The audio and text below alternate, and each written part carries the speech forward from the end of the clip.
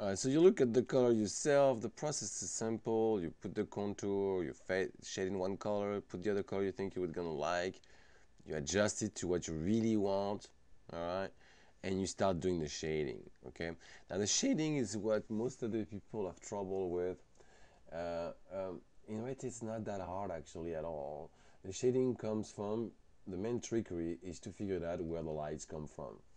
So light come from this way, bing. The closest to the light, you put one tone up, so one tone lighter. The farthest away from the light, you put one tone down, darker, one tone, darker. It doesn't get deeper than that. Now, there's a big evil called the pillow shading right here.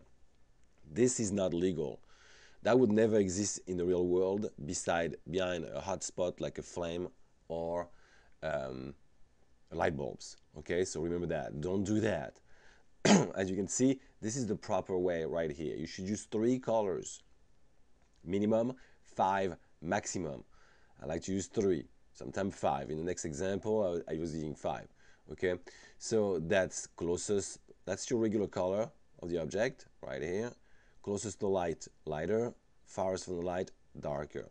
All right, vice versa. This is a dual light. If you have 2 lights, that's the only time I really like to use 5 actually. If you have a really 2 indoor lights, then you can have a hotter spot right here and a darker shadows. Okay, because the lighting works like that. Again, on a geometric pattern, the same thing. Okay. Now look at it. Base sprite, basically contour and shade colors. This is the pillow shading I told you not to do. All right. Now this is pretty good. You have the light coming this way, and it's lighter and darker here, but you can creep it a little bit more organically and mix it up inside it. Okay, that will look even better. Okay. So look at what to use and what not to use. You can use save in BMP, or you cannot use, I mean, in BMP and JPEG. I always use ping 24 to save, and in your actual project one, you need to do ping 24. Okay, so let's look at the second lecture.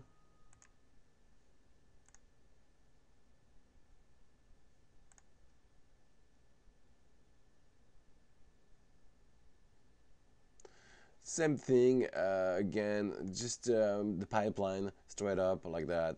So now you are gonna do your contour, like I told you, you're gonna clean up nicely, nice clean out. Okay, there's 2 types of outline. You have black outline, but you also have color outline, which is just a colored out, exaggeration, a little darker actually, of the inside colors. Okay, I like better the dark black outline, and the reason is because I'm a cartoon guy originally, and in cartoon you do that because originally there was not much light to show the cartoons, so they had to really, the cartoon needs to really be seen from the background. Okay, so you do your contour, you clean it up nicely. All right, I was doing superhero right here, fill in your colors. Okay, contrasting colors as you can see, and from the wheel colors also works very well. I decide after that where my light is gonna come.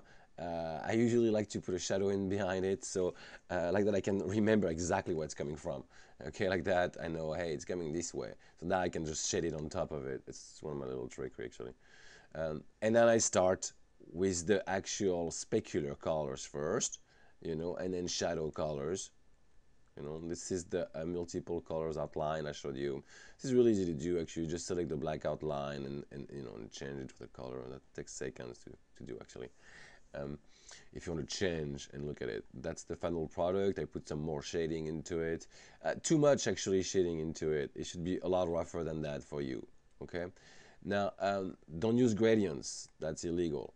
Okay. Don't use pillow shading behind, unless you're behind a light like a flame. Okay, don't use too many shades. Okay, or it just look too much like pixel. Don't use colors that are too similar. All right, and don't make shadows darker when they overlap. I mean, do make shadows darker when they overlap, and specular too if you have 2 points of light. Okay, that's pretty much it. So remember to do your homework. Okay.